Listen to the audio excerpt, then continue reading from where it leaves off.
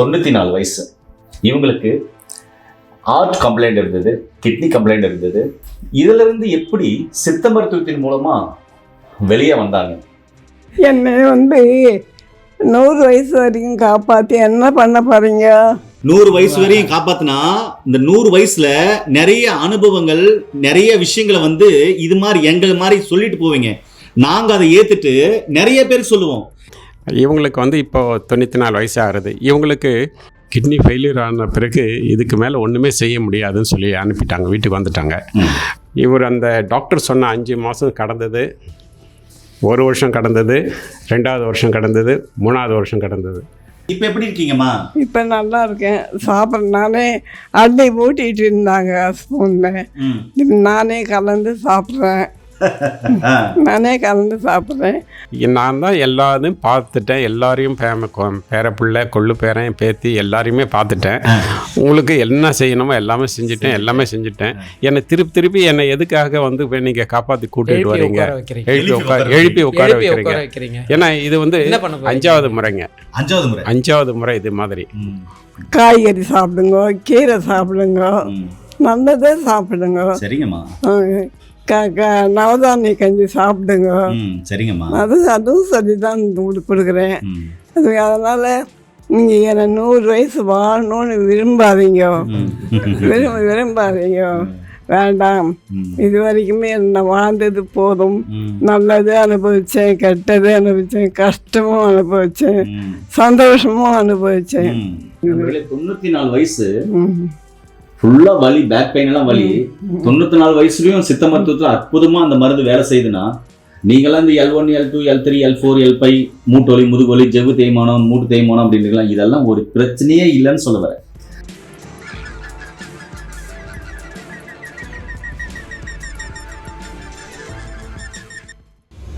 உணவே மருந்து நேயர்களுக்கு வணக்கம். நம்முடைய அருகில் பாரம்பரிய சித்த வைத்தியர் மதிப்புக்குரிய வெங்கடேஷ் ஐயா இருக்காரு. அதுக்கப்புறம் இங்க பாத்தீங்கன்னாக்க 2 முத்துக்கள்னு சொல்லலாம். ஏன்னா கடைசி கால வரையும் ஒரு தாய், ஒரு தந்தை எந்த ஒரு பிள்ளைகள் பார்த்துக்கிறாங்களோ அவங்களுடைய ஆயுசும் நீடிக்கும், அவங்களுடைய தலைமுறை பார்த்தீங்கன்னா செழிக்குன்னு சொல்லிட்டாங்க. அப்படிப்பட்ட ஒரு அற்புதமான வேலை செஞ்சுருக்காங்க. அந்த 2 முத்துக்களுக்கும் என்னுடைய நன்றி ரொம்ப கடமைப்பட்டிருக்கேன். இது மாதிரி பார்த்தீங்கன்னாக்க தாய் தந்தரை கடைசி வரையும் வீட்லேயே வச்சுக்கோங்க, தயவு செஞ்சு எங்கே அனுப்ப வேண்டாம். சரி, இப்போ ஒரு முக்கியமான விஷயம். ஐயாவுடைய பேர் பார்த்தீங்கன்னாக்க ரமணன் ஐயா, இவரும் ஒரு முத்து. அதுக்கப்புறம் சந்தானம் கிருஷ்ணன் ஐயா, இவரும் ஒரு முத்து. அதுக்கப்புறம் இன்னும் நிறைய பேர் இருக்காங்க. அம்மா கிருஷ்ணவேணி அம்மா இருக்காங்க, 94 வயசு. இவங்களுக்கு ஹார்ட் கம்ப்ளைண்ட் இருந்தது, கிட்னி கம்ப்ளைண்ட் இருந்தது. இதுல இருந்து எப்படி சுகர், பிபி இது மாதிரி நிறைய இருந்தது, அவங்களே சொல்லுவாங்க. இதுல இருந்து எப்படி சித்த மருத்துவத்தின் மூலமா வெளியே வந்தாங்க, மாற்று மருத்துவத்தில் என்ன சொன்னாங்க. 94 வயசுல இன்னைக்கு ஆரோக்கியமா இருக்காங்க அப்படின்னா 2 பிள்ளைகள் தான் காரணம். இது என்ன ஆச்சு, என்ன நடந்தது, எப்படி நடந்தது, முழுமையான தகவல் இந்த காணொலியில் பார்க்க போறோம். வாங்க வீடியோக்குள்ள போலாம். ஐயா வணக்கம். ஐயா வணக்கம். வணக்கம் ஐயா. அம்மா வணக்கம். இன்னைக்கு ஐயாவை பார்க்க வந்திருக்கோம். கடவுள் கொடுத்த ஒரு அற்புதமான மணிகள் தான் சொல்லணும். அப்படிப்பட்ட பிள்ளைகளை பெற்றெடுத்த தாய்க்கு நான் முதல் நன்றியை தெரிவிச்சுக்கிறேன். நன்றிம்மா. ரொம்ப அருமையான பிள்ளைங்களை பெற்றெடுத்திருக்கீங்க. நீங்களும் ஆரோக்கியமா இருக்கீங்க. நன்றி ஐயா. நீங்க சொல்லுங்க, அம்மாக்கு என்னென்ன பிரச்சனைகள் இருந்தது? சொந்த பந்தம் வந்தவங்களுக்கெல்லாம் சொல்லிட்டீங்க, டாக்டர் எல்லாம் நாள் குறிச்சிட்டாங்க, என்னென்னமோ சொன்னீங்க, எனக்கு தெரியல. நடந்ததை அப்படியே நீங்க சொல்லுங்க ஐயா. வணக்கம். என்னோட பேர் சந்தான கிருஷ்ணன். இது என்னோட அம்மா. இவங்களுக்கு இப்போ 94 வயசு ஆகுது. இவங்களுக்கு ஏற்கனவே ஹார்ட் பிரச்சனை இருக்குது, பிபி இருக்குது, சுகர் இருக்குது, எல்லா பிரச்சனைகளும் இருக்குது. அதாவது இது 20-25 வருஷத்துக்கு முன்னாடியிலிருந்து இது இருக்குது. அப்பப்போ வரப்பெல்லாம் இங்கிலீஷ் மெடிசனில் போயிட்டு ட்ரீட்மெண்ட் எடுத்துக்கிட்டு வந்துட்டுருப்போம். 2020 வந்து அதாவது கோவிட் டைமில், கரெக்டாக கோவிட் டைமில் ரொம்ப சீரியஸ் ஆகிட்டு இங்கே எங்களுக்கு அந்த திருவள்ளூர் கிட்டே இருக்கிற ஒரு பெரிய மருத்துவமனைக்கு அழைச்சின்னு போனோம். அங்கே போயிட்டு அவர் பெரிய சீஃப் டாக்டர் கார்டியாலஜிஸ்ட் பார்த்தோம். பார்த்து அவர் என்ன சொன்னார், செக் பண்ணி பார்த்துட்டு இவங்களுக்கு வந்து இம்மீடியட்டாக ஆன்ஜியோ பண்ணணும், ஹார்ட்டில் கொஞ்சம் பிரச்சனை இருக்குது அப்படின்னு சொன்னாங்க. அப்புறம் ஆன்ஜியோ பண்ணணும்னு சொன்னால் இவங்களுக்கு வந்து ஏஜ் வந்து ஒரு தடையாக இருக்குது, அதனால் இப்போ ஆன்ஜியோவும் பண்ண முடியாது, ஆனால் மெடிசனில் தான் நீங்கள் வந்து அப்படி தள்ளிட்டு போகணும் அப்படின்னு சொல்லிட்டாரு. அப்புறம் நான் வந்து முடிவு பண்ணது, அவர் டாக்டர் பர்சனலாக கேட்டேன், ஓப்பனாக சொல்லுங்கள் டாக்டர், அவங்களுக்கு இன்னும் எவ்வளோ நாள் டைம் நீங்கள் குறிப்பீங்க அப்படின்னு சொன்னேன். கொஞ்ச நேரம் தாங்கிட்டு மேக்ஸிமம் 5 மாதம் அப்படின்னு சொன்னார். 5 மாதம்தான் இப்போ இருக்கிற ட்ரீட்மெண்ட்டு கொடுக்காம ஆன்ஜியோ பண்ணாமல் வெறும் மெடிசன் மட்டும் கொடுத்துட்டு இருந்தீங்கன்னா 5 மாதம் உங்களுக்கு நீங்கள் போகலாம். சரி, முடிச்சுட்டு என்னோடய தம்பி தங்கை எல்லாரோடும் டிஸ்கஸ் பண்ணிவிட்டு வீட்டுக்கு அழைச்சிட்டு வந்துட்டு அந்த மெடிசன்லாம் கொடுத்துட்ருக்கிறப்போ திரு வெங்கடேசன் அவர் இருக்காருங்களா, அவர் வந்து என்ன பண்ணார், என்னோடய தம்பிக்கு ரொம்ப க்ளோஸ் ஃப்ரெண்டு, அவராண்ட சொல்லியிருக்கவே அவர் என்ன பண்ணார், வந்து பார்த்துட்டு நீங்கள் நான் கொடுக்குற மருந்தையும் கொடுங்க அப்படின்னு சொன்னார். அது கொடுத்த பிறகு அது கொடுக்க ஆரம்பிச்சிட்டு என்ன ஆகுதுன்னா, இவர் அந்த டாக்டர் சொன்ன 5 மாதம் கடந்தது, 1 வருஷம் கடந்தது, 2வது வருஷம் கடந்தது, 3வது வருஷம் கடந்தது. அந்த மெடிசனை கொடுத்துக்கிட்டு தான் இருக்கிறோம். இதுக்கிடையில வராமல் பிரச்சனை வந்ததுன்னா அப்பப்போ போயிட்டு பார்த்துட்டு அங்கே என்ன டாக்டர் என்ன சொன்னார்னா, அப்போ இம்மீடியட்டாக அப்போ தேவைக்கு என்ன வேணுமோ அதை ரெக்கவர் பண்ணிக்கிட்டு திருப்பி வந்து வெங்கட் கொடுக்க மருந்து தான் மறுபடியும் சாப்பிட ஆரம்பித்தோம். ஸோ அது வந்து என்ன ஆகுதுன்னா, அந்த இம்மீடியட் நோயிலேருந்து கொஞ்சம் விலகி வந்துட்டு அங்கேருந்து மறுபடியும் பூஸ்ட் பண்ணிட்டு போயிட்டுருந்தோம். அப்படி போயிட்டு இருந்தப்போ இப்படி தான் வந்து 5 வருஷமாக கடந்து போயிட்டுருந்தோம். அதுக்கப்புறம் என்னாச்சுன்னா, இப்போ போன மாதம் என்னாச்சுன்னா கொஞ்சம் இருமல் அதிகமாகிடுச்சு இவங்களுக்கு. இந்த சீசன் சரியில்லாததுனால இவங்களுக்கு இருமல் சளி அதிகமாகிட்டு ஒரு ஸ்டேஜில் வந்து எங்கள் லோக்கல் டாக்டர் அழைச்சின்னு போனோம்.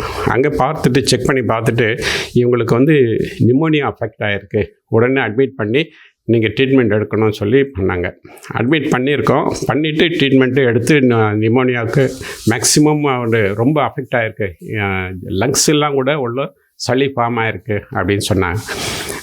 சரி, அங்கேயே அட்மிட் பண்ணிவிட்டு டாக்டர்ஸ் எல்லாம் வந்து ட்ரீட்மெண்ட் கொடுத்துட்டு இருந்தாங்க. ஈவன் ஐசியூலே கொஞ்ச நாள் வச்சுருந்தாங்க, உள்ளவே அங்கே 2 நாள் வச்சுருந்து அப்புறம் நார்மல் வார்டுக்கு கொண்டு வந்து ட்ரீட்மெண்ட் கொடுத்து ஒரு 5 டேஸ் கழித்து டிஸ்சார்ஜ் பண்ணி அனுப்பினாங்க. டிஸ்சார்ஜ் பண்ணுறப்போ இதுக்கிடையில் என்ன ஆகுதுன்னா, அவங்களுக்கு வந்து யூரின் சரியாக வரல, கை கால்லாம் வீங்க ஆரம்பிச்சிருது. அதுக்கு என்ன பண்ணால் மறுபடியும் அவர் வந்து அந்த நெஃப்ராலஜிஸ்ட் ஒரு ஸ்பெஷலிஸ்ட் வரவழைச்சு அங்கெல்லாம் ட்ரீட்மெண்ட் கொடுக்க ஆரம்பித்து அவர் வந்து மேக்ஸிமம் மருந்தெல்லாம் கொடுத்துட்டு வீட்டுக்கு இதுக்கு மேலே ஒன்றும் செய்ய முடியாதுங்க, நீங்கள் வீட்டுக்கு போயிட்டு எதாவது பிரச்சனை எல்லாம் நீங்கள் வாங்க அப்படின்னு. இங்கே டிஸ்சார்ஜ் பண்ணி வந்த 2வது நாள் மறுபடியும் வந்து கை கால்லாம் ரொம்ப அதிகமாகிடுச்சு, வீக்கம் அதிகமாகிடுச்சு, ஒயிட் செல்ஸ் இன்க்ரீஸ். அது வந்து இதுக்கப்புறம் என்ன பண்ணால் மறுபடியும் அங்கே அட்மிட் பண்ணிவிட்டு அங்கே செக் பண்ணுறப்போ என்னாச்சுன்னா பிளட் டெஸ்ட்லாம் எடுத்து பார்த்தாங்க. பிளட் டெஸ்ட் எடுத்து பார்த்துட்டு அந்த ரிசல்ட்டை வந்துட்டு பார்த்துட்டு என்ன தனியாக கூப்பிட்டு சொன்னார் டாக்டர். அந்த ரிசல்ட்டை பார்த்துட்டு இதில் வந்து ஒயிட் பிளட் செல்ஸ் கவுண்ட்டு வந்து 21,000 இருக்குது. முதல்ல 19,000 இருந்தது, இப்போ 21,000 ஆகிடுச்சு. அண்டு இந்த கிரியாட்டின் லெவல் வந்து 7க்கு போயிருக்கு அப்படின்னு சொல்லிட்டாரு. அதனால் இது என்ன சிம்டம்னா, உங்களுக்கு கிட்னி ஃபெயிலியர் தான் இது. அதனால் இது வந்து நான் ஒன்றும் பண்ண முடியாதுங்க, இப்போ இருக்கிற மெடிசனுக்கு மேலே நான் மேக்ஸிமம் வந்து நான் கொடுத்துட்டேன், எவ்வளோ ஆன்டிபயோட்டிக் கொடுக்க முடியுமோ கொடுத்துட்டேன், இதுக்கு மேலே இவங்க வயசுக்கு கொடுக்க முடியாது. அதனால் இதுக்கப்புறம் நீங்கள் கொடுக்கணும்னு சொன்னீங்கன்னா டயாலிசிஸ் தான் பண்ணணும். டயாலிசிஸ் வந்து இவங்க ஏஜுக்கு இப்போ தர முடியாது, அதனால் நீங்கள் வீட்டுக்கு அழைச்சின்னு போய்ட்டுங்கன்னு சொன்னார். வீட்டுக்கு அழைச்சின்னு வந்துட்ட பிறகு அவர் கொடுத்த மருந்தெல்லாம் கொடுத்து கூட கண்ட்ரோல் ஆகலை. இவங்க கையெல்லாம் வந்து பலூன் மாதிரி ஆயிடுச்சு. ஆக்சுவல் பலூன், ஒரு பலூன் பெருசாக ஊதுனீங்கன்னா எப்படி இருக்குமோ இந்த கை கால் வயிறு எல்லாம் அவ்வளோ பெருசாகிடுச்சு. எங்கள் நாள் ஆக என்ன ஆகுதுன்னா பெருசாகிட்டே போகிறது. அது எங்களுக்கே வந்து பயமாக இருந்தது, ஒரு என்ன பஸ்ட் ஆகிடுமோன்ற ஒரு அந்த மாதிரி ஆகிடுது. அப்புறம் தான் வெங்கட் அவர்கிட்ட தம்பி பேசியிருக்கா, அவர் என்ன பண்ணார், இந்த போய் ஒரு சின்னதாக ஒரு கஷாயம் கொடுத்தாரு, ஒரு சின்ன ட்ராப்ஸ் கொடுத்தாரு. 5 டேஸ்க்கு இதை கொடுத்து பாருங்கள், கொடுத்துட்டு வந்து சொல்லுங்கள் அப்படின்னாரு. அவர் இங்கிலீஷ் மருந்து கொடுக்குறீங்களா, அது கூட இதை சேர்த்து கொடுங்க, பரவாயில்ல கொடுங்க அப்படின்னாரு. முதல் 2-3 நாள் கொடுத்தோம். கொடுத்துட்டு அதுக்கப்புறம் கொஞ்சம் இங்கிலீஷ் மருந்து இவங்களே வேண்டான்னு சொல்லிட்டாங்க. என்னால் அது சாப்பிட முடியல, என்னால் விழுங்க முடியல அவங்கள மாத்திரைகளை. முழுங்க முடியல, வாயெல்லாம் ரொம்ப ட்ரை ஆகிட்டு பெரிய பெரிய மாத்திரை மாத்திரைங்க, பெரிய மாத்திரை அது விழுங்க முடியல. விழுங்க முடியல, தொண்டையில் மருந்து இப்படியே வருது. அதனால வேண்டாம், அந்த மருந்து வேண்டாம் அப்படின்னு வேணான்னு சொல்லிட்டீங்களாம்மா? நானே சொல்லிட்டேன். நீங்களே சொல்லிட்டீங்களா? உங்களுக்கு என்ன பிரச்சனை இருந்தது? எனக்கு நடு முதுகில் இருந்து வலி. அந்த வலி வந்து கரண்ட்டு ஷாக் மாதிரி அங்கேருந்து இது வரைக்கும் முட்டி வரைக்கும் வலி. அது என்ன வலின்னு சொல்லி டாக்டராண்ட போய் மருந்து வாங்கிட்டு வந்து ஒன்றும் தெரியல. அப்புறம் தைலங்களை போட்டு தேய்ச்சி, தைலம் ஒன்று இருக்குது, அந்த தைலம் போட்டு தேய்ச்சா கொஞ்சம் சுமாராக இருக்குது. அது பிறகு அதையே தேய்ச்சிக்கிட்டு இருந்தேன். மறுபடியும் டாக்டர்கிட்டே போகலாம் அப்படின்னு இங்கேயே சேர்த்து ட்ரீட்மெண்ட்டு கொடுத்தாங்க. ட்ரீட்மெண்ட்டு கொடுத்த பிறகு எனக்கு அந்த ஊசி போட்டு இதெல்லாம் வீங்கி போய் அந்த ஊசியெல்லாம் கற்பாகி போச்சு. 2 கையிலையும் ஒன்றுமே செய்ய முடியல. அது மாதிரி சாப்பிட கூட முடியல. அதுக்கப்புறம் வேண்டாம்ப்பா, நம்ம வீட்டுக்கு போயிடலாம், நான் இருந்தார்கள் போகிறேன், போகலாம் வாங்க, என்னை காப்பாற்றி என்ன பண்ண போறீங்க அப்படின்னு சொல்லிட்டு நான் வீட்டுக்கு வந்துட்டேன். வீட்டுக்கு வந்துட்டு சார் வந்து மருந்து கொடுத்தாரு. வயிறு கருங்கல்லாட்டம் ஆயிடுச்சு. கருங்கல் மாதிரி ஆயிடுச்சு. வயிறு இவ்வளோ பெருசா, ஒன்றும் சாப்பிட முடியல, தண்ணி கூட குடிக்க முடியல. அப்புறம் ஒரு மருந்து கொடுத்த பிறகு கொஞ்சம் இறங்கிது. 2-3 நாளில் கொஞ்சம் ஓரளவுக்கு வந்துடுச்சு. பிறகு வந்து அதையே சாப்பிட்டுக்கிட்டு வந்தேன். டாக்டர் மருந்து கேப்சர்லாம் வேண்டாம், டேப்லெட் எல்லாம் வேண்டாம், நான் இப்படி உள்ள பெருசு வந்து முழுங்க முடியல. அது போய் அந்த வாசனை வந்து ஏப்பம் வந்துக்கிட்டு சாப்பிட பிடிக்கல, அந்த ஸ்மெல்லுக்கு. அதான் வேண்டாம் நிறுத்திட்டு இந்த மருந்துங்களை தான் சாப்பிட்டுக்கிட்டு வரேன். இப்போ எப்படி இருக்கீங்கம்மா? இப்போ நல்லா இருக்கேன். நானே அள்ளி ஊட்டிகிட்டு இருந்தாங்க ஸ்பூனில், நானே கலந்து சாப்பிட்றேன். நானே கஞ்சி தான் குடிக்கிறேன் காலையில். நவதானிய கஞ்சி, அது கஞ்சி சாப்பிட்றேன். கஞ்சி சாப்பிட்றப்பாடு இப்போ நல்லா இருக்கு. என்னன்னா நடக்க முடியல, நடக்கிறதுக்கு இந்த வாக்கர் வச்சு 2 பக்கம் 2 பேர் பிடிச்சிக்கிட்டு வந்தாக்கா அப்படியே நடக்கிறேன். இங்கேருந்து பெட்ரூமுக்கு போவேன், பெட்ரூம்லேருந்து இங்கே வந்து அப்புறம் நேற்றுக்கு என்ன பண்ணேன், கொஞ்சம் வெயிலில் போய் உட்காரலாம். சூப்பர் வெயிலில் போய் உட்காரலான்னு போய் உட்காந்தேன். கொஞ்சம் தோட்டம் தரவு நாய் குட்டி போட்டுக்குது, அது எல்லாத்தையும் பார்த்துக்கிட்டு கொஞ்சம் அங்கேயே 2 மணி நேரம் காலத்தை கழிச்சேன். 2 நாளாக அப்படி இருந்தது. சரி, இன்னைக்கு நான் போகலை. இன்னைக்கு சரி சாப்பிட்டேன், சீக்கிரமாகவே எழுந்துட்டேன். இன்னைக்கு யாரும் தூக்கம் கிடையாது, ராத்திரியில் வந்து தூக்கமே கிடையாது சுத்தமாக. நீ எழுந்துக்கிட்டு இருந்து பழைய நினைவுகள்லாம் வருது, கஷ்டமாக இருக்குது. இப்படியெல்லாம் வந்தோமே, இப்படியெல்லாம் இருந்தோமே அப்படின்னு போயிடுது. அப்புறம் ரொம்ப கஷ்டமாக இருந்தது. அப்படி நான் கடவுளை வேண்டிக்கிட்டே இப்படி இருந்தேன். அப்புறம் தூக்கம் வெடி நேரம் மணி 3 மணிக்கு கொஞ்சம் தூக்கம் வரும். அந்த தூக்கம்தான் எனக்கு 3லேருந்து 4 1 மணி நேரம் தூக்கம். அதன் பிறகு எழுந்து முழிச்சுப்பேன். முழிச்சிட்டு என்ன பண்ணேன், டிவி போட்டுக்குவேன். டிவி போட்டுக்கிட்டு எனக்கு வந்து சாமி படங்கள்லாம் போட்டு சாமி படங்கள்லாம் பார்த்து அதையே பார்த்துக்கிட்டே இருப்பேன்.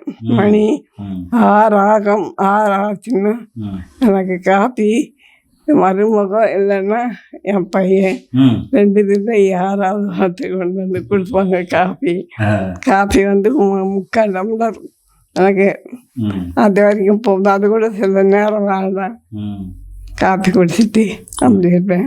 முக்கியமான சேனல் சொல்ல மணி 7, 8 ஆகும். பண்ணிட்டு குளிக்க போவேன். குளிச்சுட்டு என்னுடைய வேலையை நான் பார்த்து யூடியூப்ல இந்த வாழ்க்கை முறைகள் என்ன விரும்பி நிறைய பாப்பீங்க சேனல்ல? டிஸ்கவரி சாமி படங்கள் தான். சாமி முருகர், சேனல் சக்தி, பெருமாள், முருகர், அம்மன், மகாலட்சுமி, சரஸ்வதி. யூடியூப்ல என்ன பாப்பீங்க அதிகமா? யூடியூப்ல அதிகமா என்ன பாப்பீங்க? என்ன பார்ப்பீங்க? நேஷனல் ஜியோகிராஃபி, டிஸ்கவரி வந்து நிறைய பார்ப்பேன். யூடியூப்ல நிறைய பார்ப்பேன். ஏன்னா அது வந்து பகல் சாப்பாடு சாப்பிட்டு 2-3 மணிக்கு ஆன் பண்ண சொல்லுவேன் யூடியூப்பு போட்டு பார்த்துக்கிட்டே தான். அது அப்போ தூக்கம் வரும். அப்புறம் தூக்கம் வரும். அந்த நேரம் கொஞ்சம் தூங்கி மறுபடியும் முழிச்சு பார்த்தா போயிட்டே இருக்கோம் டிவி. கொஞ்சம் நேரம் பிறகு பார்ப்பேன். 8 மணிக்கு மறுபடியும் தந்தி ஒன் அதெல்லாம் சாணக்கிய தந்திரம்னு அந்த இது அந்த சீரியல் வந்து அதாவது அரசாங்க கதை. அது அண்ணன் தம்பி அரசாங்க கதை. அது வந்து பார்ப்பேன். சரிங்கம்மா. காலையில் என்ன சாப்பிட்டீங்க? காலையில் வந்து காஃபி, அதாவது நவதானிய கஞ்சி அல்லது ஓட்ஸ் கஞ்சி, நவதானிய கஞ்சி. என்னைக்காவது ஒரு நாளைக்கு டிஃபன் செஞ்சாங்கன்னா சாப்பிட்றீங்களான்னு கேட்பாங்க. விரும்பி பிடிச்சா சாப்பிடு, இல்லைன்னா வேண்டாம் எனக்கு கஞ்சியை கொடுத்தது. சரிங்கம்மா. மதியம் என்ன சாப்பிடுவீங்க? மதியம் வந்து சாதம் தான் சாப்பிடுவேன். ஒரு கரண்டி சாதம், ஒரு கரண்டி கீரை, ஒரு கரண்டி பொரியல், அப்புறம் ஒரு கரண்டி வந்து ஒரு கப்பில் ரசம். அதை வந்து கீரை போட்டு கலந்து சாப்பிடுவேன். முதல்ல கீரை கலந்து காய்கறி தொட்டு சாப்பிட்டேன்னா அதுக்கு அவ்வளோக்குமே அதுக்கு மேலே சாப்பிட முடியாது. அந்த கடைசியாக வந்து ரசத்துக்கு சாதம் இருக்காது, ரசத்தை குடிச்சிடுவேன். ரசத்தை குடிச்சிடுவேன். அவ்வளோதான், முடிஞ்சு போச்சு.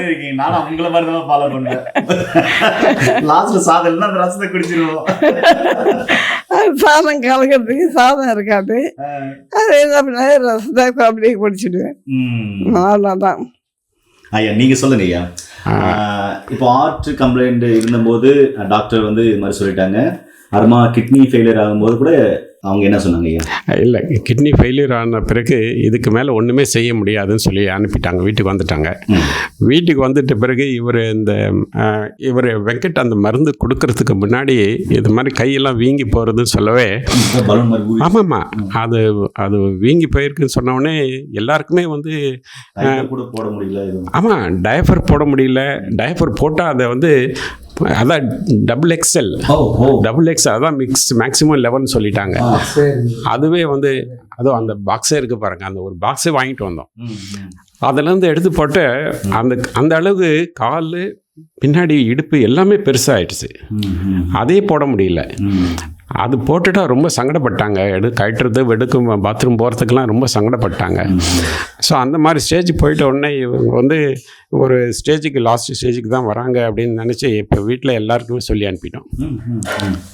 உண்மை அதுதான். வீட்டில் எல்லா உறவினர்கள், தம்பிக்கு எல்லாருக்கும் சொல்லி அனுப்பிட்டு எல்லோரும் வந்து பார்க்க ஆரம்பிச்சிட்டாங்க. வந்து எல்லாருக்கும் என்னென்ன அட்வைஸ் பண்ணணுமோ அட்வைஸ் பண்ணுறது, ஆசீர்வாதம் பண்ணுறது எல்லாருமே. எனக்கு 10 முறையாச்சும் 2 பேரும் மாற்றி மாற்றி ஃபோன் பண்ணுவாங்க, அம்மா வந்து பாருங்க பாருங்க பாருங்கன்ட்டு. நான் வரவே இல்லை, நல்லான பேர் தான் வந்தேன். ஆமாம், அவர் என்ன பர்பஸாக மருந்து எப்படி வேலை செய்கிறது பார்க்கறதுக்காக வர்றதுக்காக என்னவோ. பட் சொந்தக்காரங்கள் எல்லாரும் வந்து பார்த்தாங்க. எல்லாருமே வந்து பார்த்துட்டு போகிறச்சே வந்து இனிமேல் பார்க்க முடியாது அப்படின்ற அந்த நினைவோடு தான் போனாங்க. அதுதான் உண்மை, அதுதான் உண்மை. அந்த ஸ்டேஜ் தான் இருந்தாங்க. அவங்க நினச்சி தப்பு இல்லை, அதுதான் உண்மையும். அப்புறம் இந்த மருந்து கொடுக்க கொடுக்க கொடுக்க வந்து இந்த கையெல்லாம் பாருங்களேன், இப்போ நல்லா இருக்கு. இது எப்படி இருக்கு பாருங்க. இப்போ அப்படி காமிங்க. இது பலூன் மாதிரி இருக்குன்றது வந்து எப்படி இருந்தது? இது எல்லாம் கருப்பாயிடுச்சு, வீக்கம். சிலிண்டர் அப்படி இருந்துச்சு. ஒரு டம்ளர் கூட பிடிக்க முடியாது, ஒரு டம்ளர் கூட பிடிக்க முடியாது. அவ்வளோ பெருசா இருந்துச்சம்மா கை, அவ்வளோ வலி வலி வேற. ஸ்கின்னும் கலர் மாறி இருந்ததுங்களா? ஸ்கின் கலர் என்னாச்சுன்னா, அந்த செம்மரம் இருக்கு இல்லைங்களா, செம்மரத்தை அந்த கலந்து குங்குமத்தை கலந்து பூசினா, கை மேல் பூசினா எப்படி இருக்கும் அந்த அளவுக்கு ரெட்டிஷ் ஆகிட்டே வருது. கையெல்லாம், கை, இந்த இடுப்பு, தொடை பக்கம் எல்லாமே ரெட்டிஷ் ஆகிடுது. கால்லாம் வந்து இந்த யானைக்கால், ஆக்சுவலி யானைக்கால் எப்படி இருக்குமோ அந்த மாதிரி இருந்தது கால். இப்போ இந்த மருந்து வாங்கி சாப்பிட்டேன். அந்த வலிக்கு பேக் பெயின் தான், நடு முதுகுலேருந்து இந்த கால் வரைக்கும் அப்படி ஒரு வலி, தூக்கமே கிடையாது சுத்தமாக. பகல்லையே எனக்கு அதனால் சாப்பாடு பிடிக்கல. இப்போ அந்த வலி இருக்காமா? இப்போ அந்த வலி கிடையாது, வலி 94 வயசு ஃபுல்லா வலி, பேக் பெயின் எல்லாம் வலி. 94 வயசுலயும் சித்த மருத்துவத்துல அற்புதமா அந்த மருந்து வேலை செய்யுதுன்னா, நீங்களாம் இந்த L1, L2, L3, L4, L5, மூட்டு வலி, முதுகுவலி, ஜவ்வு தேய்மானம், மூட்டு தேய்மானம் அப்படின்லாம் இதெல்லாம் ஒரு பிரச்சனையே இல்லைன்னு சொல்ல வரேன். சித்த மருத்துவத்தில் இதுக்கான சிறப்பான சிகிச்சைகள் இருக்கு. அருகில் இருக்க சித்த மருத்துவரை போய் பாருங்க, பாரம்பரிய வைத்தியர்களை போய் பாருங்க, கண்டிப்பாக மருந்துகள் இருக்குதானா. சொல்லுங்கய்யா. இப்போ இந்த இதுதான் இப்போ நேரடியாக நீங்கள் பார்க்குறீங்க இல்லையா, இதுதான் உண்மை, இதுதான் உண்மை. இப்போ வந்து ஏற்கனவே வந்து பார்த்துட்டு போன அந்த உரைகள்லாம் வந்து பார்த்துட்டு ஆச்சரியமாக வந்து பார்த்துட்டு போகிறாங்க. அவ்வளோ ஆச்சரியமாக சந்தோஷமாக வந்து பார்த்துட்டு நான் இருக்க மாட்டேன் அப்படின்ற ஒரு முடிவில் எல்லாரும் வந்து பார்த்துட்டு போயிட்டாங்க. பேரெல்லாம் வந்து யூஎஸ்லேருந்தே வந்துட்டான். ஓ ஆமாங்க, பார்த்துட்டு இவங்க வளர்த்த பேரன், அதனால கூடவே இருந்து அதுக்கப்புறமா சரி கொஞ்சம் பரவாயில்லன்றதுக்கு அப்புறம் தான் கிளம்பி போனான். அவன் ஒரு நாள் சொல்லாம, அவங்க ரொம்ப ஆசையாக அவன் குழந்தையிலேருந்து தூக்கி வளர்த்தவங்க, அவங்க கூடவே இருந்தவங்க. அவன் வந்து யூஎஸ்லேருந்து யார்கிட்டையும் சொல்லாமல் கொள்ளாமல் காலையில் 4:30 மணிக்கு வந்து நிற்கிறாங்க. இங்கே வந்துட்டு அங்கே வந்து 5 நாள் கூடவே இருந்து பார்த்துட்டு மனசு இல்லாமல், பெரிய மனசு இல்லாமல் உட்காந்து கட்டி பிடிச்சி அழுதுட்டு அப்புறம் போயிட்டான். போயிட்டு போன வாரம் வந்து வீடியோ காலில் பார்க்குறப்போ சிரிக்கிறான். ஆனால் இதுக்கு இந்த அளவுக்கு மாறுதல் வர்றது, இந்த மெடிசன் கொடுத்ததுக்கு வந்து இந்த நேரத்தில் வந்து வெங்கடேசன் ஐயாவுக்கு ரொம்ப நன்றி. சித்தர்களுக்கு தான் பெரிய பெரிய நன்றி. இதுக்கு எனக்கு உறுதுணையாக இருந்தது வந்து தம்பி. அடுத்து ஆமாம், இதுக்கு அப்புறம் எனக்கு பின்னாடி இருந்தது வந்து என்னோட மனைவி. ஆமாம், என்னோட மனைவி. எனக்கு மனைவி தான் இதுக்கு எனக்கு உறுதுணையாக எப்போவுமே எனக்கு கூட இருந்தது. தம்பிக்கு அப்புறம் என்னோடய மனைவி 2 பேருமே வந்து 2 பக்கமும் இருந்து எனக்கு சப்போர்ட் பண்ணாங்க. இதுக்கு அடுத்த லெவலில் வந்து என்னோடய தங்கைகள்லாம் இருந்தாங்க, 2-3 தங்கைகள் இருந்தாங்க. 3 பேருமே வந்து அப்பப்போ வந்து பார்த்துட்டு கூடவே இருந்து சப்போர்ட் பண்ணியிருக்கிறாங்க. ஒரு தங்கை வந்து 1 மாதம் இருந்தாங்க, இன்னொரு தங்கை வந்து ஒரு வாரத்துக்கு ஒரு தடவை வந்துட்டு போகிறாங்க. ஸோ இவங்களோட சப்போர்ட்டில் தான் நான் இந்த அளவுக்கு கொஞ்சம் மீண்டு வந்தாங்கன்றது வந்து அதுதான் உண்மை. இதுக்கு பேசிக்காக இருந்தது வந்து நம்ம வெங்கட்டையா கொடுத்த மருந்து தான். அந்த மருந்து தான் இதுங்க டேபிளில் வச்சிருக்கிறது. இதுதான் இந்த மருந்து தான் பாருங்க. இது முழுக்க மூலிகைகள், இலைத்தலைகள் மற்றும் உயர்தரமான குரு மருந்துகளால் செய்யப்பட்ட அற்புதமான மருந்துகள். இதுதான் அவங்கள 94 வயசுல ஆரோக்கியமா வச்சிருக்கிறதுக்கான காரணமான சித்த வைத்தியத்தால் செய்யப்பட்ட அற்புதமான மாமருந்துகள். இது மாதிரி சித்தா டாக்டர்கள்கிட்ட, சித்த வைத்தியர்கிட்ட ஏகப்பட்ட மருந்துகள் இருக்கு. நீங்க அருகில் இருக்கிற சித்த மருத்துவர்கள், சித்த வைத்தியர்களை போய் பார்த்து உங்களுடைய பிரச்சனைகளை சொல்லி தொடர்ந்து ஃபாலோ பண்ணீங்கன்னா நிச்சயமாவே உங்களுடைய பிரச்சனைகளும் சரியாகும் என்பது ஐயமே இல்லை. அப்புறமா அண்ணா கிட்ட பேசணுன்றது எனக்கு ரொம்ப ஆசை. ஐயா வணக்கம். ஐயா வணக்கம். ஐயா தம்பி உடையான் படைக்கஜன் மாதிரி நீங்களும் ரொம்ப அற்புதமான மனிதர். சரியான நேரத்தில் சரியா இயற்கை சார்ந்த மூலிகைகளை தேர்ந்தெடுத்து கொடுத்துருக்கீங்க. எப்படி உங்களுக்கு இந்த யோசனைகள் வந்தது? ஏன்னா நவீன மருத்துவம் மற்றும் சித்தா ஆயுர்வேத யுனானி ஹோமியோபதியில் நிறைய மருந்துகள் இருக்கு, நிறைய மருத்துவங்கள் டெக்னாலஜிலாம் வந்துருச்சு. அதெல்லாம் பார்த்து அதுலயும் சக்சஸ் ஆகலன்ற போது எப்படி நீங்க திருப்பி இயற்கைக்கு வரணும்னு உங்களுக்கு தோணுச்சுங்கய்யா? இயற்கையாகவே என்னோட பேர் ரமணன். ஓகே, என்னன்னு தெரியாது. இயற்கையாகவே வந்து பார்த்தீங்கன்னா நேச்சுராகவே வந்து பார்த்தீங்கன்னா அந்த இயற்கையை சார்ந்தே நான் போகணும் அப்படின்னு தான் நினைப்பேன். ஸோ அப்படி இருக்கும்போது தான் வைத்தியரையா வெங்கட் வந்து எனக்கு நண்பராக இருந்தார். நான் அடிக்கடி அவர் கூட போயிட்டு கொஞ்சம் மருந்துகள்லாம் கூட அரைப்பேன். செய்யணுன்றது ரொம்ப எனக்கு இன்ட்ரெஸ்ட்டு. ஆமாம், இயற்கை சார்ந்த விஷயங்கள் எதுவாக இருந்தாலும் நான் அங்கே நின்றுடுவேன். அது நீங்க சொன்னீங்கல்ல உங்க வீடியோவை பார்த்து நிறைய சாப்பிட்டு பழகிட்டேன்னு, அப்படி ஒரு சில வார்த்தைகள் சொல்லுங்களா? அது என்ன சாப்பிட்டு பழகினீங்க?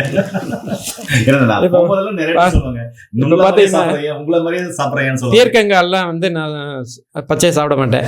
கோவக்காய் சாப்பிடுவேன், கேரட் சாப்பிடுவேன், இதெல்லாம் சாப்பிடுவேன். இப்பெல்லாம் வந்து நூக்கல் கட் பண்ணாங்கன்னா நூக்கல் எடுத்து வாயில போட்டுக்கிறது, பீர்க்கங்காய் இருந்ததுன்னா வாயில போட்டு, புடலங்காய் இருந்தாலும் வாயில போட்டுறது. ஸோ அப்போ அந்த நேரம் வந்து உங்க ஃபேஸ் வந்து எனக்கு வரும். எப்படியா இருக்கு அது தெரியாதுங்க. ஆனால் அந்த சாப்பிட்றோமே அது சாப்பிட்டா நல்லது அப்படின்னு நினைக்கும் போது அந்த டேஸ்ட் எல்லாம் தெரியறது இல்லை. அந்த ஃபீல் மட்டும் பண்றீங்க? ஆமாம், ஃபீல் பண்ணுவேன். சரி, நீங்க பர்சனலா என்ன பிரச்சனைக்கு என்ன மருந்து எடுத்துக்கிறீங்க நம்மளது அதை சொல்லுங்க. எனக்கு வந்து சுகர் இதுக்காக எடுத்துட்டேன். என்னோட சுகர் பார்த்தீங்கன்னா டோட்டலி டிஃப்ரெண்ட்டு. எப்படியா டிஃப்ரெண்ட்டாக இருந்தது அப்படின்னாக்கா கொஞ்சம் ஏதாவது கொஞ்சம் ஹார்ட் ஒர்க் பண்ணேன்னாக்கா சுகர் இருக்காது, ரொம்ப லோ ஆகிடும். ஸோ மற்றபடி ஃபுட் ஐட்டம் எடுத்துக்கிட்டு நான் அப்போ ஒர்க் அவுட் பண்ணிட்டு இருந்தேன்னாக்கா சுகர் லோ நார்மலாக இருக்கும், ஒன்றும் பிரச்சனையாக இருக்காது. இது வந்து நானும் நிறைய படித்து பார்த்ததில் வந்து கொஞ்சம் டிஃபராக இருக்குது என்னோடது. எனது சிஸ்டமில் தான் ஒர்க்கு, எனக்கு டிசைன் ஒர்க்கு, ஐடியில் தான், ஐடி டிபார்ட்மெண்ட்டு, ஐடி டிசைனில் இருந்தேன். ஸோ இது உட்காந்து அந்த ப்ராப்ளம் இருந்ததுனால அவர்கிட்ட அதுக்கப்புறம் நிறைய மெடிசன்ஸ், இங்கிலீஷ் மெடிசன்ஸ் எடுத்தேன். பட் அந்த டைம் வந்து உங்களுக்கு பிளட் சுகர், நானும் நிறைய படிக்கிறதுனால இது என்னடா அட் ப்ரெசண்ட் வந்து உள்ளே இருக்கிறது சுகர் லெவலில் கண்ட்ரோல் கிடையாது, அது குறைக்குது அவ்வளோதானே தவிர திருப்பியும் பேன்க்ரியாஸ் ஒர்க் ஆகுதா அப்படின்னு பார்த்தீங்கன்னா இல்லை அப்படிங்கிறது தான் உண்மை. ஸோ அதுக்கப்புறமா தான் அவர்கிட்ட கேட்டப்போ அந்த மெடிசன்லாம் கொடுத்தாரு. இப்போ கொடுத்தப்போ அவரோட மெடிசன்ஸ் தான் இப்போ நானே சாப்பிட்டுட்ருக்கேன்.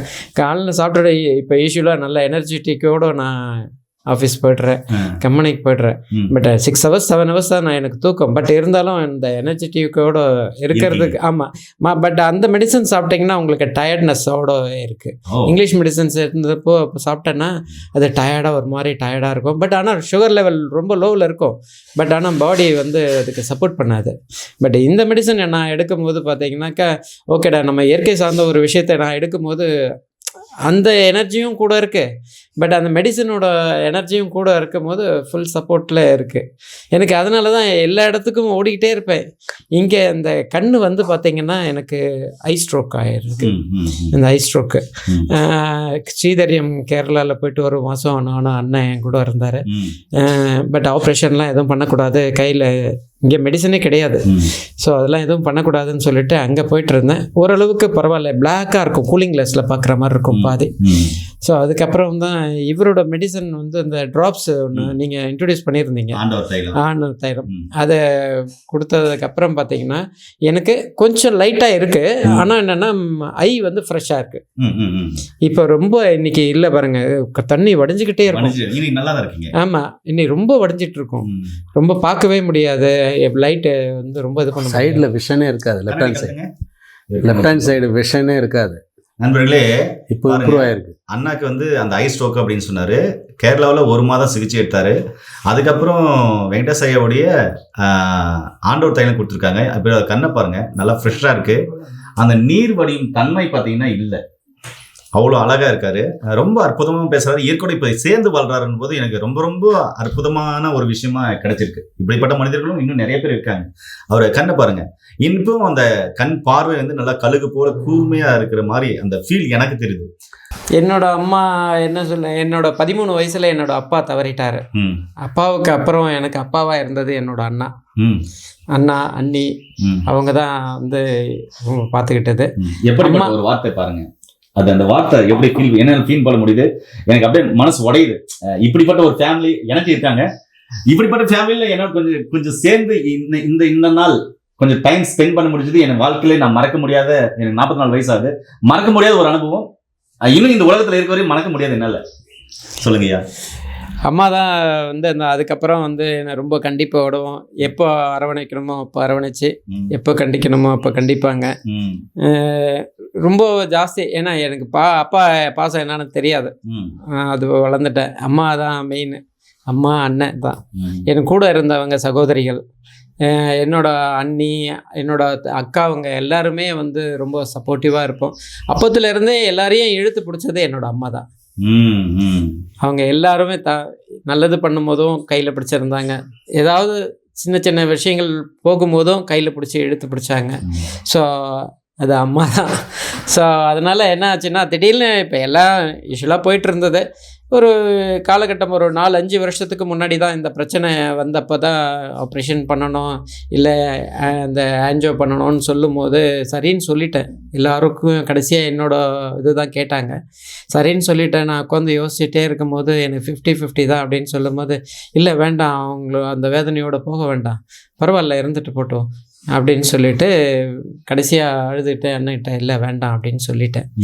அப்போ தான் வந்து வெங்கட் நான் போயிட்டு பார்த்து எனக்கு இந்த மாதிரி இருக்குது வேண்டான்னு சொல்லிட்டேன். எனக்கு மெடிசன் கொடுத்தாரு. அப்போ தான் வந்து அந்த மெடிசனை வந்து கொடுத்தார், பவுடர். அதான் இயற்கை அந்த இதழ்கள், வெள்ளை இதழ், தாமரை இதழ், ஓர் இதழ் தாமரை, இதெல்லாம் பண்ணி கொடுத்தாரு. ஸோ அதை எடுத்துகிட்டு வந்து அம்மாகிட்ட கொடுக்கும்போது அம்மா கரெக்டாக ரெகுலராக அதை எடுத்துக்கிட்டாங்க, ஃபாலோ பண்ணாங்க. அதிலேருந்து அந்த ஹார்ட் பெயின், ஷோல்டர் பெயின் இதெல்லாம் அவங்களுக்கு இல்லை. ஸோ அது 4-5 வருஷம் வந்துருச்சு. இவங்க சொல்லுவாங்களா அடிக்கடி, நான் எப்பயோ போய் சேர்ந்திருக்கேன், திருப்பி எனக்கு என்ன திருப்பி உயிர் கொடுத்து திருப்பி இந்த உலகத்துல பழக்கிற மாதிரி இல்லை யாராவது. அது உண்மைதாங்க. அது உண்மைதான். அது அதாவது நான் தான் எல்லாத்தையும் பார்த்துட்டேன், எல்லாரையும் பேர பிள்ளை, கொள்ளு பேரன், பேத்தி எல்லாரையுமே பார்த்துட்டேன். உங்களுக்கு என்ன செய்யணுமோ எல்லாமே செஞ்சுட்டேன். என்னை திருப்பி என்னை எதுக்காக வந்து நீங்கள் காப்பாற்றி கூட்டிகிட்டு வரீங்க, எழுப்பி உட்கார வைக்கிறீங்க. ஏன்னா இது வந்து 5வது முறைங்க. 5வது முறை இது மாதிரி. ஒவ்வொரு முறையும் அந்த லாஸ்ட் ஸ்டேஜ் போயிட்டு ஆக்சுவலி எமன் கிட்ட சண்டை போட்டு இப்போ திருப்பி கூட்டிட்டு வர மாதிரி, விளிம்புக்கு போயிட்டு திருப்பி கூப்பிட்டு வரோம். அந்த மாதிரி போராடி கூட்டு வரது நீங்க 2 பேர் தான். இல்லை இதுக்கு உண்மையாவே மனசார நான் சொல்றேன், நீங்க உங்க குடும்பம் வாழையடி வாழையா இன்னும் 100 வருஷம் 200 வருஷம் 1000 வருஷம் கண்டிப்பா நல்லா இருப்பீங்க. நன்றி. இதுல கடைசியா என்ன சொல்ல வரேன்னா, இந்த நேயர்களுக்கெல்லாம் வந்து இந்த மருந்து சாப்பிட்றப்ப வந்து நம்பிக்கையோடு சாப்பிடணும். அதுதான் முக்கியம். நம்பிக்கை இல்லாமல் நீங்கள் வெறுமனே ஏதோ எண்ணு சாப்பிட்டா அது நிச்சயமாக அது பலன் கொடுக்காதுன்றது என்னுடைய கருத்து. அதாவது நீங்கள் இது வந்து இங்கிலீஷ் மருந்து மாதிரி உடனே உங்களுக்கு எஃபெக்ட் கொடுக்காது. அது it will take its own time. அது போய் உடம்புல இருந்து அதனுடைய அந்த மாற்றத்தை ஏற்படுத்தி அதுக்கு ஏற்ற மாதிரி செய்கிறதுக்கு கொஞ்சம் நாள் எடுத்துக்கும். அது வரைக்கும் கொஞ்சம் பொறுமையாக இருந்து இந்த மருந்து எடுத்துக்கிட்டிங்கன்னா டெஃபினட்டாக வந்து இந்த ஒரு பெரிய ஒரு ஆரோக்கியத்தை அதுக்கு எதிர்பார்க்கலான்றது வந்து இதற்கு உதாரணம் வந்து இது பக்கத்தில் உட்காந்துட்டுருக்க என்னோடய அம்மா தான் இதுக்கு உதாரணமாக இருக்கிறாங்க. அப்படின்றது தான் என்னோடது. எல்லாருமே ஒரு நம்பிக்கையாக இந்த மருந்து சாப்பிட்டு நீங்கள் வைத்தியர்கிட்ட சொல்லும்போது உண்மையாக என்ன நடந்ததுன்றது மறைக்காமல் எதுவுமே சொல்லணும். அப்போ தான் அவர் வந்து என்னதுன்றது கரெக்டாக அசஸ் பண்ணி டயக்னோஸ் பண்ணி அதுக்கு மருந்து கொடுக்க முடியும்ன்றது. எதுவாக இருந்தால் சின்ன விஷயம் தானே அப்படின்னு சொல்லி விட்டுறக்கூடாது. எது சின்ன விஷயமா இருந்தாலும் அதையும் சொன்னால் தான் அவர் அதிலையும் மனசில் ஏற்றிக்கிட்டு அதுக்கேற்ற மருந்து அவர் கரெக்டாக கொடுப்பாருன்றது என்னோட எண்ணம். நன்றி, வணக்கம். நீங்கள் சொல்லுங்கள். இந்த மெடிசன் எல்லாமே எனக்கு கூடவே இருந்து பார்த்ததுனால என்னால் உணர முடியும் அது என்ன மெடிசன், எது எப்படி செய்கிறாங்க, எவ்வளோ நாள் ஆகும், எந்த முறையில் செய்கிறாங்க அப்படிங்கிறது வந்து எனக்கு அதில் பரிச்சயமானது, ஓரளவுக்கு பரிச்சயமானது. ஸோ இதில் நண்பர்கிட்டலாம் சொல்லும் போது என்ன சொல்லுவாங்கன்னா அதில் சைடு எஃபெக்ட் இருக்கான்னு கேட்பாங்க. இப்போ நீங்கள் சொல்லுங்கள், நீங்கள் தான் அனுபவிச்சிருக்கீங்க. 94 வயசு அம்மா 5 முறை பார்த்தீங்கன்னாக்கா அந்த மரண பிடியிலிருந்து கூட்டு வந்து இன்னைக்கும் ஆரோக்கியமா இருக்காங்க. இன்னும் 100 வருஷம் அவங்க ஆரோக்கியமா இருக்கட்டும், ஆரோக்கியமா இருப்பாங்க. என்னை வந்து 100 வயசு வரைக்கும் காப்பாற்றி என்ன பண்ண போறீங்க? 100 வயசு வரையும் காப்பாத்தினா இந்த 100 வயசுல நிறைய அனுபவங்கள் நிறைய விஷயங்களை வந்து இது மாதிரி எங்களை மாதிரி சொல்லிட்டு போவீங்க. நாங்க அதை ஏத்துட்டு நிறைய பேர் சொல்லுவோம். நீங்க உண்மையாவே வாழும் கடவுள். அதனால நீங்க சொல்லுங்க, இன்னும் 100 வருஷம் இருக்கணுமா மாணவா? நீங்க இருந்தீங்கன்னா இருக்க வேண்டாம். எனக்கு வந்து 100 வயசு ஆச்சுன்னா இவங்களுக்கு தான் என்ன வயசு இருக்கும்? என்ன வயசு இருக்கும்? எனக்கு 76 சொல்லுங்க. எனக்கு 76 வயசு ஆகும். 76 வயசு ஆகும். 76 வயசு ஆகுமா? அப்ப அதுக்கப்புறம் எனக்கு 100 வயசு ஆக போது என்ன வயசு? எனக்கு தண்ணி கொடுக்கணும், சாப்பாடு கொடுக்கணும், உட்கார்ந்த இடத்துல தான் இருப்பேன். அப்போ வந்து சாப்பாடு தண்ணி வேண்டியது எனக்கு உட்கார்ந்த இடத்துலயே வரணும். முடியுமா? உங்களுடைய நல்ல மனசுக்கு பொக்கிஷம் மாதிரி இவ்வளவு பேர் இருக்காங்க. இன்னும் பேரம் பேத்தி இருக்காங்க, கொள்ளு பேத்தி இருக்காங்க. எல்லாரும் நல்லா பாத்துப்பாங்க. அது முடியாது. நீங்க சொல்றீங்களே சொல்லுமா. கொள்ளு பேச்சிலாம் இப்பெல்லாம் வந்து யார் அது அப்படின்னு கேட்குற மாதிரி இருக்குது. அந்த உலகம் அப்படி இருக்கு. அப்படி இருக்குது. அவங்க சொல்றது புரியுதுங்களா? அதாவது ஜாயிண்ட் ஃபேமிலில கூட்டு குடும்பமா இருந்தா அந்த கொள்ளு பேத்தி அவங்க எல்லாம் தெரியும். இன்னைக்குதான் திருமணம் ஆயிட்டு தனித்தனியா போயிடுறோம்ல. ஆமா, வேலை நிமித்தம் வெளியே போயிடும். யாரையும் கஷ்டப்படுத்த இல்ல. ஒரு காம்பவுண்டுக்குள்ள ஒரு கூட்டுக்குள்ளதான் இருக்கும். குழந்தைங்களை உள்ள விட்டு நம்ம வேலைக்கு போயிடுறோம். அப்போ இந்த பாசம் கிடைக்காதுன்னு சொல்ல வராங்க. அது மாதிரி அவங்க எவ்வளவு ஃபீல் பண்றாங்க பாருங்க. நீங்க சொல்றது உண்மைதாம்மா. அப்படி எப்படி எனக்கு சேவை செய்ய முடியுமா? முடியாது அப்படின்னு நினைக்கிறீங்க. ஆனா கண்டிப்பா முடியும்.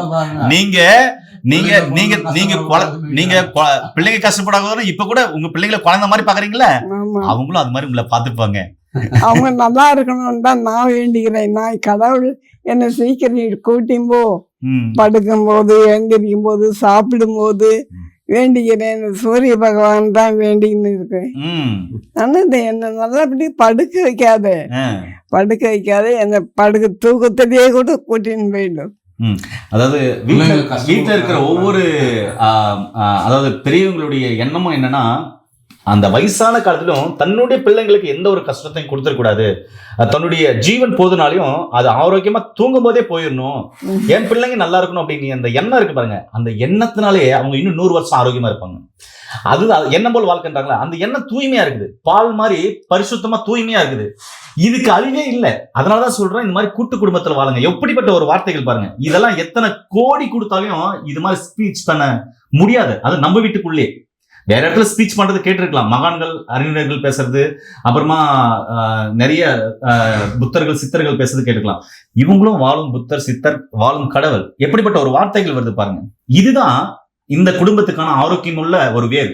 இதுதான் ஆலமரம். இந்த ஆலமரத்துக்கு கீழே தான் இவ்வளோ என்ன சொல்றது ஜீவன்கள் ஆரோக்கியமா இருக்கிறதுக்கான காரணம் இந்த ஆலமரம் கெட்டியா இருக்கு. அதான் சொல்றேன். இவங்கெல்லாம் விழுதுகள். நான் தெரியாம சொல்லிட்டேமா, நன்றிமா, மன்னிச்சுக்கோங்க. ஏன் நேர்களே, ரொம்ப நல்ல அருமையான ஒரு காணொளி. அதாவது இது எத்தனை வருஷம் போனாலும் காலத்தால் அழியாதது. நான் கடைசியா என்ன சொல்றேன்னா, இப்படிப்பட்ட ஒரு அற்புதமான பாரம்பரிய சித்த வைத்தியர்கள், அருமையான மனிதர்கள், நல்ல மனம் கொண்ட எனக்கு அத்தை விழுது அவங்க அவர்தான். எனக்கு அடுத்தது இந்த இவர் தான் விழுதுகள், ஆலமரத்து விழுது. அவர் எல்லாருக்கும் அந்த ஆலமரத்து அடியில் தான் இருப்பாங்க. நான் எல்லாருக்கும் சொல்லி, இன்னைக்கு எப்படி இருக்கீங்களோ அதே மாதிரி கடைசி வரைக்கும் எல்லாரும் ஒற்றுமையா இருக்கணும் சொல்லி இருக்கேன். ஆனால் எல்லாரும் வந்து எங்கிட்ட ஆசீர்வாதம் வாங்கிட்டு போவாங்க. நல்லா இருங்க. உங்களை மாதிரி இந்த குடும்பம் மாதிரி இந்தியா முழுவதும் இருந்துச்சுன்னா உலகம் முழுசும் இந்தியாவை திரும்பி பார்க்குமா? அப்படிப்பட்ட ஒரு அற்புதமான ஒரு குடும்பத்தை இன்னைக்கு கடவுள் காமிச்சிருக்காரு. கடவுளுக்கு நன்றி, உங்களுக்கு ரொம்ப ரொம்ப நன்றிமா. என்ன நேர்களே, சித்த மருத்துவத்தின் ஒரு மைல்கல், அழிக்க முடியாத ஒரு அற்புதமான தருணம்னு சொல்லலாம். அதனால கடைசியா நான் சொல்றது என்ன, இப்படிப்பட்ட வாழ்க்கையை இயற்கையோடு சேர்ந்து வாழ்ந்தோம். ஐயா சொன்ன மாதிரி இயற்கையோடு சேர்ந்து வாழ்ந்தோம்னா நம்ம ஆரோக்கியமாக இருக்கலாம், நம்ம சார்ந்தவங்களும் ஆரோக்கியமா இருக்கலாம், இயற்கை நமக்கு கொடுத்திருக்க அந்த ஆரோக்கியத்தை முழுமையா அனுபவிக்கலாம். ரொம்ப ரொம்ப நன்றிங்கய்யா. நன்றி. ரொம்ப ரொம்ப நன்றிங்கய்யா. அம்மா ரொம்ப நன்றி. எல்லாரும் நல்லா இருக்கணும். எல்லாருக்கும் என்னுடைய அன்பான வாழ்த்துக்கள். வந்து எனக்கு பேட்டி கண்டதுக்கு ரொம்ப ரொம்ப ரொம்ப ரொம்ப வாழ்த்து. சரிங்கம்மா. ஆனந்தம். என்ன ஆசீர்வாதம் பண்ணுங்க. நீங்க நல்லா இருக்கணும், 100 வயசு நல்லா இருக்கணும், அப்படி போதும். அது சரிங்கம்மா. அவருக்கு தெரிவுடைய ஆசீர்வாதம் அவரு தான் அங்க மருந்து கொடுத்து அவர்தான் காப்பாற்றணும், காப்பாற்ற. முதல்ல அவருடைய மருந்தை நான் அவாய்ட் பண்ணிட்டேன். பாத்தீங்களா, அதுதான் சித்த மருத்துவத்துல நம்பிக்கை இல்ல. யாரோ ஒருத்தர் எங்கேயோ ஒரு மூலையில செய்யற தப்புனால சித்த மருத்துவமே தப்புன்ற கண்ணோட்டத்துல நம்ம பார்த்துட்டோம். அம்மா சொல்றது உண்மைதான். சொல்லுங்க. அதன் பிறகு எனக்கு ஒத்து வரவே இல்லை. அந்த மருந்துங்கள்லாம் விட்டுட்டேன். டாக்டர்கிட்ட பண்ண அந்த மருந்து வாங்கினேன், அதுவும் சரியில்லை. என்னை விட்டுடுங்க, இப்படி போயிட்டுறேன், எனக்காக யாரும் கஷ்டப்படாதீங்கன்னு பிள்ளைங்க கிட்ட சொல்லிட்டேன். பிள்ளைங்க, மகள், மருமகள் எல்லாருக்கிட்ட சாப்பிட்றேன். எனக்கு வேண்டியது நான் கேட்குறேன், செஞ்சு கொடு. அதை செஞ்சு கொடுத்துட்டு அது போதும்.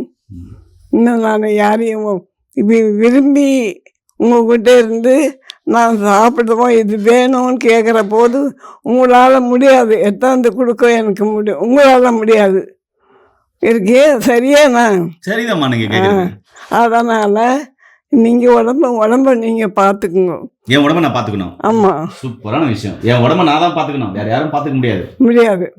நீங்கள் தான் நல்லா பார்த்துக்கணும். காய்கறி சாப்பிடுங்க, கீரை சாப்பிடுங்க, நல்லதே சாப்பிடுங்க. சரிங்கம்மா. நவதானிய கஞ்சி சாப்பிடுங்க. சரிங்கம்மா. அதுவும் சரிதான் கொடுக்குறேன். அதனால நீங்கள் என்னை 100 வயசு வாழணும்னு விரும்பாதீங்க, விரும்பாதீங்க, வேண்டாம். இது வரைக்குமே என்ன வாழ்ந்தது போதும். நல்லது அனுபவிச்சேன், கெட்டது அனுபவிச்சேன், கஷ்டமும் அனுபவிச்சேன், சந்தோஷமும் அனுபவிச்சேன்.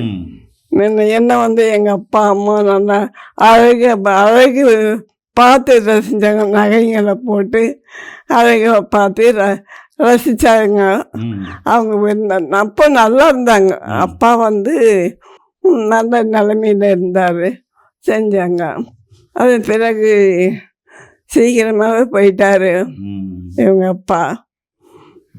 அஞ்சலுக்கு அம்மாவில் அவர் போயிட்டாரு. அவர் அப்போ தான் எனக்கு கஷ்டங்கள்லாம் இருந்தது. அப்போ அந்த காலகட்டத்தில் பார்த்தீங்கன்னா இயற்கை மருத்துவம் அப்படிங்கிறது ரொம்ப ரேர் இருந்துச்சு. அங்கே இவ்வளவு பிரபலமாக ஆகலை. எல்லாருக்கும் அந்த காலகட்டம் 1982 நான் பிறந்த வருஷம். 82 அந்த இதுக்கு சான்ஸ் வாய்ப்புகள் இல்லை. ஏன்னா ஒரு வைத்தியரை தேடி போனோம்னா அவங்களுக்கு அறிமுகமானவங்க எங்கேயோ இருப்பாங்க, கிடைச்சாதான் உண்டு, இல்லைன்னா போய் பார்க்க முடியாது. ஸோ அந்த மாதிரியான ஒரு காலகட்டங்கள். இப்போ அதுக்கெல்லாம் மருந்துகள், இயற்கை மருந்துகள் நிறைய வந்தாச்சு சித்த மருத்துவத்தில். இப்போ ஒன்றும் கேட்டிங்கனாக்கா இங்கிலீஷ் மெடிசனை சாப்பிட்லாம், ஈஸியாக சாப்பிட்ருவாங்க. பட் இதை எடுத்துகிட்டு போனாக்கா இதுக்கு என்ன சைடு எஃபெக்ட் இருக்கா அப்படின்னு கேட்பாங்க. விஷத்தையே சாப்பிட்றேன்றீங்க, இதை சாப்பிட்ற பொருள்லேருந்து எடுக்கிறது தான் அப்படின்ற அந்த அறியாமையில் இருக்கிறதுனால தான் இதுக்கு உள்ளர போகிறதுக்கு நிறைய மக்கள் தயங்கிறது காரணம். ஐயாவுடைய வேண்டுகோள் இல்லைங்க. முதல் முறையாக நான் மக்களுக்கு சொல்றது என்ன அப்படின்னு சொன்னா, என் உள்ளத்தின் ஆழத்துல சொல்றேன், இந்த உலகத்துல நான் பூமியில உயிரோடு வாழ்ற வரையும் சித்த மருத்துவத்துல உங்களுக்கு எந்த வகையான சந்தேகம் இருந்தாலும் சரி, நான் நிறைய வைத்தியர்களை சந்திச்சிருக்கேன். ஏன் அறிவு கேட்ட மாதிரி எவ்வளவு வைத்தியர்கள் தெரியுமோ எல்லாமே ஸ்டோரேஜ் பண்ணி வச்சிருக்கேன். ஒவ்வொரு மருத்துவம் தலை சிறந்த மருத்துவம் செய்யற சித்த வைத்தியர்கள் இருக்காங்க. உங்களுக்கு ஒருவேளை எங்க போறதுன்னு தெரியல அப்படின்னு சொன்னா கீழே போற நம்பர் கால் பண்ணீங்கன்னா, என்னால் முடிஞ்ச அளவுக்கு என் அறிவு கேட்டு இவ்வளவு நாள் பார்த்திருக்கிறேன், இவ்வளவு வைத்தியர்கள் பார்த்திருக்கேன், அப்புறமா இவ்வளவு மருத்துவர்களையும் பார்த்திருக்கேன். என் அறிவு கேட்ட அளவுக்கு உங்களுக்கு எந்த அளவுக்கு உதவி செய்ய முடியுமோ கீழே போன நம்பர் கால் பண்ண, அந்த அளவுக்கு சரியான மருத்துவர்களை நான் கண்டிப்பா உங்களுக்கு காண்பிச்சு கொடுக்கறதுல இந்த இடத்துல நான் மனப்பூர்வமா ஆசைப்படுறேன். நிறைய சித்தா டாக்டர்கள் படிச்சு பட்டாதாரி மருத்துவர்கள் இருக்காங்க, பாரம்பரிய வைத்தியர்கள் நிறைய பேர் இருக்காங்க, நாடி பிடிச்சி நோய்களை கணிக்கிறவங்க நிறைய பேர் இருக்காங்க. அவங்கள நான் உங்களுக்கு காண்பிக்கிறேன். நீங்க எந்த மாவட்டத்தில் இருந்தாலும் சரி கண்டிப்பா அங்க போய் பாருங்க. சித்த மருத்துவத்தை இந்த உலகத்துக்கு அறிமுகப்படுத்தின நம்முடைய இந்திய அரசுக்கும் முக்கியமா தமிழக அரசுக்கும் சித்த மருத்துவத்தில் பணிபுரிகிற அனைத்து அதிகாரிகளுக்கும் சித்தா டாக்டர்களுக்கும் பாரம்பரிய வைத்தியர்களுக்கும் எங்க அனைவரும் சார்பாகவும் மக்களின் சார்பாகவும் உள்ளத்தின் ஆழத்திலிருந்து நாங்கள் நன்றியை தெரிவிச்சுக்கிறோம். இது என்னுடைய நன்றி மட்டும் இல்ல, உங்க பாதங்களை தொட்டு வணங்கி கேட்டுக் கொள்கிற அளவுக்கு நான் உங்க கீழே உங்க பாதத்தில் நின்று நான் கேட்கிறேன், இன்னும் நிறைய விஷயங்களை மக்களுக்காக செய்யுங்க. தொடர்ந்து மக்கள் ஆரோக்கியமா இருக்குன்னா இயற்கையோட சேர்ந்து வாழணும். இந்த சேனலை பார்க்குற நீங்க இயற்கையோட சேர்ந்து வாழுங்க. மீண்டும் இன்னொரு அருமையான பதிவு சந்திக்கலாம். அற்புதமான பதிவு தந்த அனைவருக்கும் நன்றி. வணக்கம். மீண்டும் இன்னொரு அருமையான பதிவு உங்களை சந்திக்கும் வரை உங்களுக்கு விடைபெறுவதும் குடும்பத்தில் ஒருவனாக உங்கள் அன்பு சோனாரிதாஸ். நன்றி, வணக்கம். வணக்கம் ஐயா. வணக்கம்.